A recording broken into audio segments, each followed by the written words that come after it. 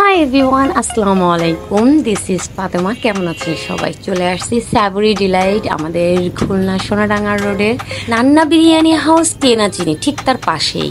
আপনারা সকলে রেস্টুরেন্টের সাথে বেশি পরিচিত না, কারণ এক মাসে হয়নি এখনো পর্যন্ত, এটা নতুন উদ্বোধন হয়েছে। ঢুকতেই আপনারা বা হাতে পেয়ে যাবেন জুস বার, যেখানে নানা রকমের ড্রিঙ্কস আইটেম সহ আপনারা নানা রকমের ফাস্টফুড আইটেমও পেয়ে যাবেন।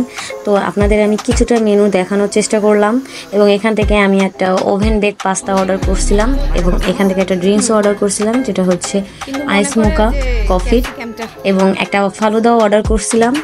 এবং এই যে হচ্ছে আমাদের ওভেন বেক পাস্তার মেনু, এবং এখান থেকে আমি নাগা পাস্তাটা অর্ডার করেছিলাম।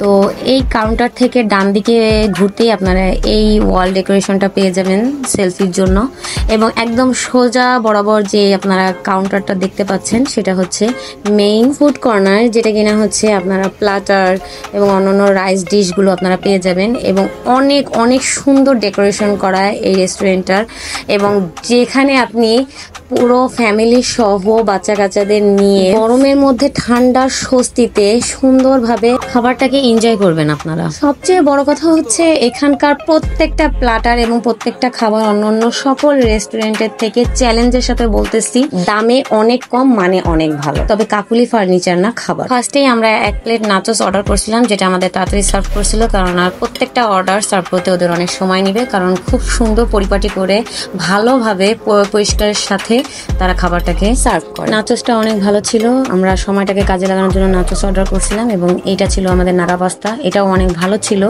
খুবই খেতে স্বাদ। কিন্তু আমার একটা অবজেকশন ছিল যে নিচের দিকটা প্রচুর পরিমাণে অয়েল জমছিল, যেটা কিনা আনহেলদি শরীরের জন্য। তারা এটা পরবর্তীতে ঠিক করবে, কারেকশন করে নেবে আমাকে বলছে। তো যাই হোক, এই যে ছিল আমাদের 4-5 রকমের প্লাটার, একটা বালতির প্লাটার, আরও অন্যান্য প্লাটার ছিল, আপনারা দেখে নেবেন, আমি এতগুলোর নাম মনে রাখতে পারিনি। এবং প্রত্যেকটা প্লাটারের খাবার অনেক স্বাদ ছিল, এবং গরম গরম তারা খাবারটাকে সার্ভ করছে। এটা হচ্ছে সবচেয়ে প্লাস পয়েন্ট। এমন সুন্দর মনোরম পরিবেশে খাবার খেতে হলে পরিবার সহ আপনাকে আসতে হবে সাবরি ডিলাইটে, এবং এটা হচ্ছে অন্যান্য সকল ফুড কোর্টের কাছাকাছি নান্না বিরিয়ানির পাশে। তাদের সবচেয়ে একটা ভালো লাগার দিক হলো আমার কাছে যে সার্ভিস বয়টা আছে তাদের রেস্টুরেন্টে, সে বারবার এসে খোঁজ খবর নিচ্ছিল কিছু লাগবে কিনা, খাবারটা ভালো হয়েছে কিনা, গরম আছে কিনা, নাকি আবার গরম করে দিবে, সব কিছুর দিকে একটা জাস্ট খেয়াল রাখতেছিল সে, টিস্যু আছে কিনা, সব এভরিথিং। আমার কিন্তু এই রেস্টুরেন্টের ডেকোরেশন থেকে শুরু করে খাবারের কোয়ালিটি এবং হচ্ছে সার্ভিং সিস্টেম এবং টেক কেয়ারের যে একটা ভ্যালু দিচ্ছে তারা তাদের গেস্টদের, সব কিছু মিলায় আমি কিন্তু খুবই খুবই সন্তুষ্ট, এবং আমি তাদের রেটিং করব 10-এর মধ্যে 9। ও হ্যাঁ, একটা ভালো কথা তো বলতেই ভুলে গেছিলাম, আপনার যদি এক্সট্রা সালাদ বা একটু সস প্রয়োজন পড়ে তো তাদেরকে আপনি বললে তারা এনে দিবে, এক্সট্রা চার্জ করবে না এর জন্য।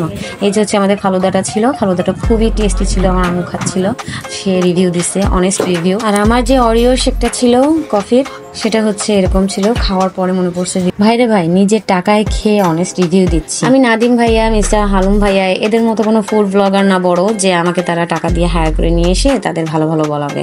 ওকে, believe it or not, it's up to you. নিজের কিছু পার্সোনাল পিক তুলে নিলাম, এবং হাত ধুতে গিয়ে দেখি আসলেই ওয়াশরুমটা অনেক অনেক সুন্দর। নেক্সট ভিডিও পর্যন্ত ভালো থাকুন সবাই, আল্লাহ হাফেজ।